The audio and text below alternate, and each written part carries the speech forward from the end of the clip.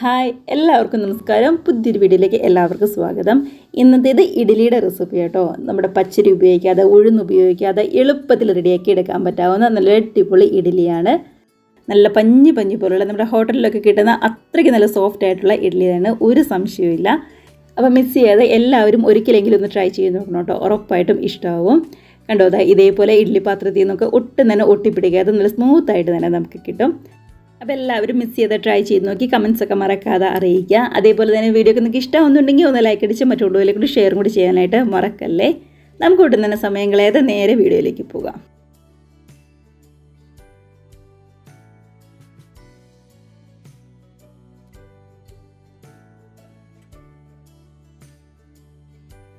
അപ്പോൾ നമ്മുടെ ഇഡ്ഡലി തയ്യാറാക്കാനായിട്ട് ആദ്യം ഒരു മിക്സ് ഒന്ന് റെഡിയാക്കി എടുക്കണം. അതിനായിട്ട് അത്യാവശ്യം വലിപ്പമുള്ളൊരു ബൗൾ എടുക്കുക. ഇതിനകത്തേക്ക് 1.5 കപ്പ് അരിപ്പൊടിയാണ് ചേർത്ത് കൊടുക്കുന്നത്. സാധാരണ നമ്മൾ അപ്പത്തിന് ഇടിയപ്പത്തിനൊക്കെ എടുക്കുന്ന അരിപ്പൊടി ഉണ്ടല്ലോ, അതാണ് 1.5 കപ്പ് ചേർത്ത് കൊടുക്കുക കേട്ടോ, 250 ml കപ്പിന്. ഇനി ഇതിലേക്ക് ഒരു 1/2 കപ്പ് റവയും കൂടി ചേർത്ത് കൊടുക്കാം. ഞാനിപ്പോൾ വറുത്ത റവയാണ് എടുത്തിരിക്കുന്നത്, വറുക്കാത്ത റവയാണെങ്കിലും കുഴപ്പമില്ല. 1/2 കപ്പ്. അപ്പോൾ 1.5 കപ്പ് അരിപ്പൊടിയും അതേപോലെ തന്നെ 1/2 കപ്പ് റവയും ചേർത്ത് കൊടുക്കുന്നുണ്ട്. ഇനി ആവശ്യത്തിന് ഉപ്പും കൂടി ചേർത്ത് കൊടുത്ത് ഇത് മൂന്നും നന്നായിട്ട് തന്നെ ഒന്നിങ്ങ് മിക്സ് ചെയ്തെടുക്കാം. അപ്പോൾ ഉപ്പൊക്കെ ആണെങ്കിലും അരിപ്പൊടിയിലേക്കും റവയിലേക്കും നന്നായിട്ടൊന്ന് എത്തണം. ഇനിയിപ്പോൾ ഇതിനകത്തേക്ക് ചേർത്ത് കൊടുക്കേണ്ടത് തൈരാണ്. അപ്പോൾ 250 ml കപ്പിന് 1 കപ്പ് തൈര് തന്നെ എടുത്തിട്ടുണ്ട് കേട്ടോ. ഒരുപാട് പുളിയുള്ളതല്ല, എന്നാൽ തീരെ പുളി കുറഞ്ഞതുമല്ലാത്ത ഒരു മീഡിയം പുളിയുള്ള തൈര് വേണം എടുക്കാനായിട്ട്. അപ്പോൾ ആ തൈരും കൂടി ചേർത്തിരിക്കുന്ന എല്ലാം നന്നായിട്ട് തന്നെ സ്പൂൺ വെച്ച് ശരിക്കും ഒന്നിങ്ങ് മിക്സ് ചെയ്തെടുക്കുക. ഇനി ഇതിനകത്തേക്ക് നമുക്ക് വെള്ളം ചേർത്ത് ഒന്ന് മിക്സ് ചെയ്തെടുക്കണം. അപ്പോൾ വെള്ളം ചേർക്കുമ്പോൾ ആദ്യമേ ഒരുമിച്ച് വെള്ളം ചേർക്കരുത് കേട്ടോ, കുറച്ച് വെള്ളം വേണം ചേർക്കാനായിട്ട്. ഞാനിപ്പോൾ 1/2 കപ്പ് വെച്ച് 3 തവണയാണ് ചേർത്ത് കൊടുക്കുന്നത്. അപ്പോൾ വെള്ളം ഒന്ന് നോക്കിയിട്ട് നമ്മുടെ അരിപ്പൊടിയുടെ റവയുടെ ഒക്കെ വ്യത്യാസം അനുസരിച്ച് ചിലപ്പോൾ അങ്ങോട്ടോ ഇങ്ങോട്ടോ ഒന്ന് വ്യത്യാസം വരും. എനിക്കിവിടെ 1.5 കപ്പ് വെള്ളം കറക്റ്റായിരുന്നു. അപ്പോൾ നിങ്ങൾ 1 കപ്പ് വെള്ളം ആദ്യമേ ഒന്ന് ഒഴിച്ചു കൊടുത്തിട്ട് നന്നായിട്ടൊന്ന് മിക്സ് ചെയ്തിട്ട് ബാക്കി 1/2 കപ്പ് ഒന്ന് നോക്കി മാത്രം ഒഴിച്ചു കൊടുത്താൽ മതി. അപ്പോൾ ശരിക്കും നല്ല കട്ടിക്കാണ് നമ്മുടെ മാവ് ഇരിക്കേണ്ടത്. ഇഡ്ഡലിക്കും ദോശയ്ക്കും ഒക്കെ നമ്മൾ മാവ് അരയ്ക്കുമ്പോൾ കിട്ടുന്ന ആ ഒരു കട്ടി ഉണ്ടല്ലോ, ആ ഒരു കട്ടിക്ക് തന്നെ വേണം നമ്മുടെ മാവ് ഇരിക്കാനായിട്ട്. ഒട്ടും തന്നെ കട്ടകളൊന്നുമില്ലാതെ നന്നായിട്ടൊന്ന് മിക്സ് ചെയ്ത് എടുത്തിട്ടുണ്ട്. കണ്ടോ, ഇപ്പോൾ ഇതിൻ്റെ കട്ടിയാണെങ്കിലും നോക്കിയാൽ നമ്മൾ സാധാരണ ദോശയ്ക്കൊക്കെ മാവ് അരയ്ക്കുന്ന ആ ഒരു കട്ടിക്ക് തന്നെയാണ് നമുക്ക് കിട്ടിയിരിക്കുന്നത്. കണ്ടോ, ഇങ്ങനെ വന്നിട്ടുണ്ട്. അപ്പോൾ ഈ ഒരു പരുവത്തിൽ വേണം മാവ് കിട്ടാനായിട്ട്. ആദ്യമേ ഒരുപാട് വെള്ളം അങ്ങോട്ട് ഒഴിച്ച് മിക്സ് ചെയ്ത് കഴിഞ്ഞാൽ ചിലപ്പോൾ പരുവം തെറ്റിപ്പോവും. അപ്പോൾ നമ്മുടെ ഇഡലിയും നന്നായിട്ട് വരില്ല. അതുകൊണ്ട് നോക്കി കുറച്ച് വേണം ഒഴിച്ചു കൊടുക്കാനായിട്ട്. അപ്പോൾ ഇനിയിപ്പോൾ മിക്സ് ചെയ്ത് വെച്ചിരിക്കുന്ന നമ്മുടെ ഈ മാവ് ഒരു 10 മിനിറ്റ് ഒന്ന് റെസ്റ്റ് ചെയ്യാനായിട്ട് വെക്കണം. ആ സമയത്ത് നമുക്കൊരു ചമ്മന്തിയും കൂടി ഒന്ന് തയ്യാറാക്കിയെടുക്കാം നമ്മുടെ ഇഡലിക്ക്. അപ്പോൾ ഇതിനായിട്ട് ചീനച്ചട്ടി ചൂടായിട്ട് വരുമ്പോൾ ഒരു 2 ടേബിൾ സ്പൂൺ വെളിച്ചെണ്ണയാണ് ചേർത്ത് കൊടുക്കുന്നത്. വെളിച്ചെണ്ണ നന്നായിട്ട് തന്നെ ചൂടായിട്ട് വരുമ്പോൾ ഇതിനകത്തേക്ക് ഒരു 8-10 നമ്മുടെ വെളുത്തുള്ളിയും കൂടി ചേർത്ത് കൊടുക്കുന്നുണ്ട്. വെളുത്തുള്ളി ഒരുപാടായി പോകരുത്, ഇത്രയും മതിയാവും. പതുക്കെ ഒന്നിങ്ങ് വാടി ആ പച്ചമണം പതുക്കെ ഒന്നിങ്ങ് മാറി വരണം. അതിനുശേഷം ഇതിനകത്തേക്ക് ചുമന്നുള്ളിയാണ് ചേർത്ത് കൊടുക്കുന്നത്. ഒരു 10-15 ചുമന്നുള്ളിയെങ്കിലും ഞാനിവിടെ എടുത്തിട്ടുണ്ട്. തൊലി കളഞ്ഞ് മുഴുവനേപ്പാടെ നമ്മളങ്ങ് ചേർത്ത് കൊടുക്കുവാണ്. ഇനി ഈ വെളിച്ചെണ്ണയിൽ ആ ചൂടി കിടന്നുകൊണ്ട് നമ്മുടെ വെളുത്തുള്ളിയും അതേപോലെ തന്നെ ചുമന്നുള്ളിയൊക്കെ കളറ് മാറി പതുക്കെ ഒന്നിങ്ങ് ഈ ഒരു പരുവത്തിൽ ഇങ്ങായി വരണം. നമ്മുടെ വെളുത്തുള്ളിയൊക്കെ ആണെന്നുണ്ടെങ്കിലും കളറൊക്കെ ഒന്ന് മാറി നന്നായിട്ടൊരു ഗോൾഡൻ കളറൊക്കെ ആയിട്ട് വന്നിട്ടുണ്ട്. നമ്മുടെ ചുമന്നുള്ളിയുടെ പച്ചമണമാണെങ്കിലും മാറി വന്നിട്ടുണ്ട്. പിന്നെ ഈ സമയത്താണ് തക്കാളി ചേർത്ത് കൊടുക്കുന്നത്. അത്യാവശ്യം വലിപ്പമുള്ള ഒരു തക്കാളി ഇതേപോലെ കട്ട് ചെയ്ത് ചേർത്ത് കൊടുക്കാം. തീരെ പൊടിയായിട്ടൊന്നും കട്ട് ചെയ്യേണ്ട കേട്ടോ, ഈ ഒരു വലിപ്പത്തിൽ കട്ട് ചെയ്താൽ മതി. ഇനിയിപ്പോൾ ഈ ചൂട് കിടന്നുകൊണ്ട് ആ തക്കാളിയും കൂടി പതുക്കെ ഒന്നിങ്ങ് വാടി വരണം. അപ്പോൾ തക്കാളിയും പതുക്കെ ഒന്നിങ്ങ് വാടി വന്നിട്ടുണ്ട്. ഒരുപാടങ്ങ് വെന്ത് കുഴയൊന്നും വേണം കേട്ടോ. ആ പച്ചമണമൊക്കെ ഒന്ന് മാറി പതുക്കെ ഒന്നിങ്ങ് വാടി വന്നാൽ മാത്രം മതിയാവും. ഇനിയാണ് ഇതിനകത്തേക്ക് എരിവിന് വേണ്ടി നമ്മൾ വറ്റൽമുളക് ചേർത്ത് കൊടുക്കുന്നത്. ഒരു 10 വറ്റൽമുളക് ഞാനിവിടെ എടുത്തിട്ടുണ്ട്. അത്യാവശ്യം വലിപ്പമുള്ള നീളമുള്ള വറ്റൽമുളക് ആയതുകൊണ്ടാണ് ഞാൻ 10 എണ്ണം എടുത്തത്. ഇനിയിപ്പോൾ ചെറുത് ഇടത്തരമൊക്കെ ഉള്ള വറ്റൽമുളകാണെങ്കിൽ ഒരു 10-15 എണ്ണം വരെ എടുക്കാവുന്നതേ ഉള്ളൂ. അപ്പോൾ ഈ വറ്റൽമുളകും കൂടി ചേർത്ത് നന്നായിട്ട് തന്നെ ഒന്നിങ്ങ് ചൂട് കയറി വരണം. നന്നായിട്ടൊന്ന് വറ്റൽമുളക് ചൂടായി ശരിക്കും അങ്ങ് റെഡിയായി വന്നാൽ മാത്രം മതിയാവും. അതിനുശേഷം നമുക്ക് ഗ്യാസ് അങ്ങ് ഓഫ് ചെയ്തിട്ട് ഇതിൻ്റെ വലിയ ചൂടൊന്ന് ആറി കഴിയുമ്പോൾ മിക്സിയുടെ ജാറിലേക്ക് മാറ്റി നന്നായിട്ട് തന്നെ ഇതൊന്ന് അരച്ചെടുത്തുകൊണ്ട് വരാനുള്ളതാണ്. കണ്ടോ, വറ്റൽമുളകാണെന്നുണ്ടെങ്കിലും അതേപോലെ തന്നെ തക്കാളിയും വെളുത്തുള്ളിയും ചുമന്നുള്ളിയും എല്ലാം നന്നായിട്ട് തന്നെ വന്നിട്ടുണ്ട്. അതൊക്കെ ഒന്ന് ചൂടാറി കഴിഞ്ഞപ്പോൾ മിക്സിയുടെ ജാറിലേക്ക് നമ്മളങ്ങ് മാറ്റി കൊടുത്തിട്ടുണ്ട്.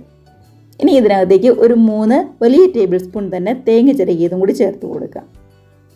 ആവശ്യത്തിന് ഉപ്പും കൂടി ചേർത്ത് കൊടുക്കുന്നുണ്ട്. ഒട്ടും തന്നെ അരിഞ്ഞു വരുന്നില്ല എന്നുണ്ടെങ്കിൽ മാത്രം ഒരു 2-3 ടേബിൾ സ്പൂൺ വെള്ളവും കൂടി ചേർത്ത് നന്നായിട്ട് തന്നെ ഒന്നിങ്ങ് അരച്ചെടുത്തുകൊണ്ട് വരാം. അങ്ങനെ നമ്മുടെ ചമ്മന്തിയുടെ മിക്സ് നന്നായിട്ട് തന്നെ ഒന്നിങ്ങ് അരച്ചെടുത്തുകൊണ്ട് വന്നിട്ടുണ്ട്. കണ്ടോ, ഒട്ടും തന്നെ വെള്ളം ചേർക്കാത്തതുകൊണ്ട് നല്ലതായിട്ട് കട്ടിക്കാണ് ഇപ്പോൾ ഇരിക്കുന്നത്. അപ്പോൾ ഇനി നമുക്ക് ഈ താളിക്കാൻ നേരത്തെ ആവശ്യത്തിന് വെള്ളവും കൂടി ചേർത്ത് ഒന്നിങ്ങ് മിക്സ് ചെയ്തെടുത്താൽ മതിയാവും. ഇപ്പോൾ പാൻ ചൂടായി കഴിഞ്ഞപ്പോൾ ഇതിനകത്തേക്ക് ഒരു 2 ടേബിൾ സ്പൂൺ വെളിച്ചെണ്ണയാണ് വീണ്ടും ചേർത്ത് കൊടുക്കുന്നത്. വെളിച്ചെണ്ണ നന്നായിട്ട് ചൂടായി വരുമ്പോൾ ഇതിനകത്തേക്ക് 1/2 ടീസ്പൂൺ കടുകും കൂടി ചേർത്ത് കൊടുക്കാം. അങ്ങനെ പൊട്ടി വന്ന കടുകിലേക്ക് ഒരു 4-5 കുഞ്ഞുള്ളി ചെറുതായിട്ട് കട്ട് ചെയ്തും കൂടി നമുക്ക് ചേർത്ത് കൊടുക്കാം. കുഞ്ഞുള്ളി ഒരുപാടൊന്നും വേണ്ട, ഒരു 4-5 എണ്ണം അത്രമാത്രം മതിയാവും. 2 തണ്ട് കറിവേപ്പിലയും കൂടി ചേർത്ത് കൊടുത്ത് നന്നായിട്ട് ഇളക്കി പച്ചമണം പതുക്കെ ഒന്നിങ്ങ് മാറ്റിയെടുക്കാം. അങ്ങനെ പച്ചമണമൊക്കെ പതുക്കെ മാറി വന്നപ്പോൾ ഒരു 1/2 ടീസ്പൂണിൻ്റെ അടുത്ത് കാശ്മീരി റെഡ് ചില്ലിയും കൂടി ചേർത്ത് കൊടുക്കുന്നുണ്ട്. അപ്പോൾ ഈ സമയത്തൊക്കെ ഗ്യാസ് ഏറ്റവും ലോ ഫ്ലെയിമിലോട്ട് വെച്ചിരിക്കുന്നത്. അല്ലാന്നുണ്ടെങ്കിൽ പൊടികളാണെന്നുണ്ടെങ്കിലും ഉള്ളിയൊക്കെ ആണെന്നുണ്ടെങ്കിലും പെട്ടെന്ന് കരിഞ്ഞു പോകും. പതുക്കെ ഒന്ന് ആ മുളക് പൊടിയുടെ പച്ചമണം ഒന്ന് മാറി വരുമ്പോൾ നമ്മൾ അരച്ച് വെച്ചിരിക്കുന്ന നമ്മുടെ ചമ്മന്തിയും കൂടി ഇതിനകത്തേക്ക് അങ്ങ് ചേർത്ത് കൊടുക്കുകയാണ്. ഒട്ടും തന്നെ വെള്ളം ചേർത്ത് അരയ്ക്കാത്തതുകൊണ്ട് അത്യാവശ്യം നല്ല കട്ടിക്ക് തന്നെയാണ് ഇപ്പോൾ ചമ്മന്തി ഇരിക്കുന്നത്. അപ്പോൾ ഈ സമയത്ത് നമ്മുടെ മിക്സിയുടെ ജാറിലേക്ക് ഒരു 1/4 കപ്പ് വെള്ളം വരെ നമുക്ക് ചേർത്ത് കൊടുത്ത് എല്ലാം കൂടി നന്നായിട്ട് തന്നെ ഇതേപോലെ ഒന്ന് ഇളക്കിയിട്ട് നമ്മുടെ ഈ മിക്സിയിലേക്ക് അങ്ങ് ഒഴിച്ചു കൊടുക്കാം. നമ്മുടെ ഈ ചമ്മന്തിയിലേക്ക് അങ്ങ് ഒഴിച്ചു കൊടുക്കാം. അതിനുശേഷം നന്നായിട്ടൊന്ന് ഇളക്കി എല്ലാം കൂടി ഒന്ന് ചൂട് കയറി വരുമ്പോൾ നമുക്ക് ഗ്യാസ് അങ്ങ് ഓഫ് ചെയ്യാം. അപ്പോൾ എരിവ് ഒന്ന് സൂക്ഷിക്കണം. വറ്റൽമുളക് നല്ല എരിവൊന്നും ഇഷ്ടമല്ലാത്തവരാണ് എന്നുണ്ടെങ്കിൽ 10 ഒന്നും എടുക്കേണ്ട ആവശ്യമില്ല. ഒരു 5-6 വരെ നമുക്ക് എടുത്താൽ മതിയാവും. അല്ല, എരിവൊന്നും കുഴപ്പമില്ലാത്തുണ്ടെങ്കിൽ ഒരു 10-12 വരെ നമുക്ക് എടുക്കാം. കണ്ടത് ഈ ഒരു പരുവത്തിൽ നമുക്ക് കിട്ടിയിട്ടുണ്ട്. അപ്പോൾ ഇത് മതിയാവും. നമുക്ക് ഈ ഗ്യാസ് അങ്ങ് ഓഫ് ചെയ്തിട്ട് സെർവിങ് ബൗളിലേക്ക് അങ്ങ് മാറ്റി കൊടുക്കുക. അങ്ങനെ ഒരു 10 മിനിറ്റൊക്കെ കഴിഞ്ഞപ്പോൾ നമ്മുടെ ഇഡ്ഡലിക്ക് വെച്ച മാവൊക്കെ ആണെങ്കിലും അടിപൊളിയായിട്ട് ഒന്നിങ്ങ് സെറ്റായിട്ട് വന്നിട്ടുണ്ട് എല്ലാം കൂടി. ഇപ്പം നമ്മൾ സാധാരണ ദോശയ്ക്കും ഇഡ്ഡലിക്കൊക്കെ മാവ് അരയ്ക്കുന്ന ആ ഒരു പരുവത്തിൽ തന്നെയല്ലേ ഇപ്പോൾ ഇരിക്കുന്നത്. ഇത് കാണുമ്പോൾ തന്നെയാണെങ്കിലും നിങ്ങൾക്ക് അറിയാൻ പറ്റുമല്ലോ. വെള്ളം ഒന്ന് നോക്കി സാവധാനം ഒഴിച്ചു കൊടുക്കുക കേട്ടോ. ഇനി ഇത് ശരിക്കും ഒന്ന് പൊങ്ങി സോഫ്റ്റായിട്ട് വരാനായിട്ട് ബേക്കിംഗ് സോഡയാണ് ചേർത്ത് കൊടുക്കുന്നത്. ഏകദേശം ഒരു 1/2 ടീസ്പൂണിൻ്റെ അടുത്ത് ബേക്കിംഗ് സോഡ നമ്മൾ എടുത്തിട്ടുണ്ട്. ഇല്ലാന്നുണ്ടെങ്കിൽ നമ്മുടെ ഇനോ പൗഡർ ഉണ്ടല്ലോ, അതാണെങ്കിലും ചേർത്ത് കൊടുത്താൽ മതി. അതിനുശേഷം എല്ലാം കൂടി നന്നായിട്ട് തന്നെ ഒന്നും കൂടി ഒന്ന് മിക്സ് ചെയ്ത് കഴിഞ്ഞാൽ ശരിക്കും നമ്മുടെ മാവൊക്കെ പൊളിച്ചു വരുന്ന ആ ഒരു രീതിക്ക് നമുക്ക് കിട്ടും. കണ്ടോ, ഇതിപ്പോൾ കാണുമ്പോൾ തന്നെയാണെങ്കിലും മാവൊക്കെ ശരിക്കും ഇഡ്ഡലിക്ക് പൊളിച്ചു വരുമ്പോൾ ഉണ്ടാവുന്ന ആ ഒരു പരുവത്തിലാണ് നമുക്ക് കിട്ടിയിരിക്കുന്നത്. ഇത് കണ്ടാൽ അറിയാലോ. അപ്പോൾ ഇത്രയേ ഉള്ളൂ നമ്മുടെ പച്ചരിയോ അതേപോലെ തന്നെ ഉഴുന്നോ ഒന്നും അരയ്ക്കാതെ എളുപ്പത്തിൽ നമ്മൾ റെഡിയാക്കി എടുക്കാൻ പറ്റാവുന്ന ഇൻസ്റ്റൻ്റ് ആയിട്ടുള്ള ഇഡ്ഡലിയുടെ ബാറ്റർ എന്ന് പറയുന്നത്. ഇനിയിപ്പോൾ നമുക്ക് റെഡിയാക്കാനായിട്ട് തുടങ്ങാം. അതിനായിട്ട് ഇഡ്ഡലി പാത്രത്തിൽ വെള്ളമൊക്കെ വെച്ചിട്ടുണ്ട്. നന്നായിട്ടൊന്ന് തിളച്ചും വന്നിട്ടുണ്ട് കേട്ടോ വെള്ളം. ഇഡ്ഡലി തട്ടിലേക്ക് ഞാനിവിടെ കുറച്ച് വെളിച്ചെണ്ണയാണ് എല്ലാത്തിലേക്കും ഒന്ന് പറ്റി കൊടുക്കുന്നത്. അപ്പോൾ ഒട്ടും തന്നെ ഇഡ്ഡലി ഒട്ടിപ്പിടിക്കാതെ ഇങ്ങ് വിട്ടു പോരാനുള്ള ഒരു സൂത്രം കൂടിയാട്ടോ ഇത്. ഇപ്പോൾ ഈ വെളിച്ചെണ്ണ പറ്റി കൊടുക്കുന്നത് മാത്രമല്ല, നല്ല ഇഡ്ഡലി പാത്രത്തിൽ വെള്ളമൊക്കെ ആവിക്ക് വന്നതിന് ശേഷം നമ്മുടെ ഇഡ്ഡലി തട്ട് അങ്ങ് വെച്ച് കൊടുക്കുകയാണ്. അതിനുശേഷം ഒരു 2 സെക്കൻഡ് കഴിഞ്ഞതിന് ശേഷം മാത്രമേ നമ്മുടെ ഇഡ്ഡലി തട്ടിലേക്ക് മാവ് ഒഴിച്ചു കൊടുക്കാനായിട്ട് പാടുള്ളൂ. അപ്പോൾ ആ ആവി കൊണ്ട് ഇഡ്ഡലി തട്ട് ഒന്ന് ചൂട് കയറിയതിന് ശേഷം മാത്രമേ നമ്മുടെ മാവ് അങ്ങ് ഒഴിച്ചു കൊടുത്തു കഴിഞ്ഞാൽ ഒട്ടും തന്നെ ഒട്ടിയൊന്നും പിടിക്കാതെ കറക്റ്റായിട്ട് നമുക്ക് കിട്ടും കേട്ടോ.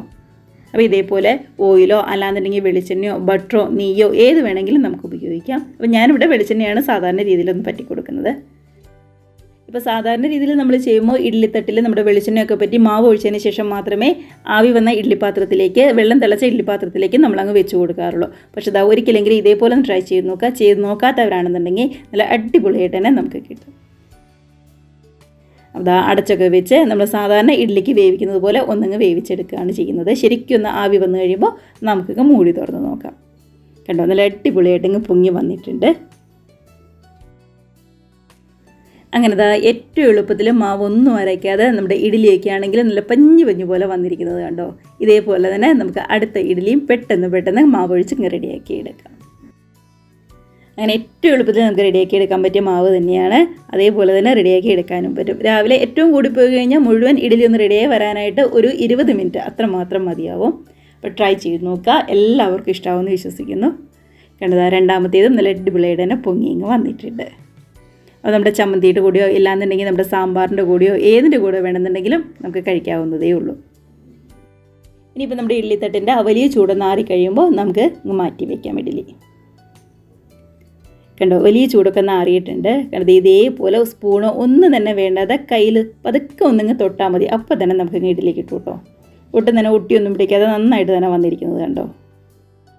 അപ്പോൾ ഇതാ ഇത്രയേ ഉള്ളൂ നമ്മുടെ റെസിപ്പി എന്ന് പറയുന്നത്. എല്ലാവർക്കും ഇഷ്ടമായെന്ന് വിശ്വസിക്കുന്നു. വീഡിയോക്ക് ഇഷ്ടമായിട്ടുണ്ടെങ്കിൽ ഒന്ന് ലൈക്ക് അടിച്ച് മറ്റുള്ളവരിലേക്ക് കൂടി നമ്മുടെ റെസിപ്പി ഷെയറും കൂടി ചെയ്യാനായിട്ട് മറക്കല്ലേ. അതേപോലെ തന്നെ ആദ്യമായിട്ട് നമ്മുടെ ചാനൽ ആരെങ്കിലും കാണുന്നവരുണ്ടെങ്കിൽ ഈ വീഡിയോ നിങ്ങൾക്ക് ഇഷ്ടമായിട്ടുണ്ടെങ്കിൽ പ്ലീസ് നമ്മുടെ ചാനലും കൂടി ഒന്നങ്ങ് സബ്സ്ക്രൈബ് ചെയ്ത് സപ്പോർട്ടും കൂടി ചെയ്യണേ.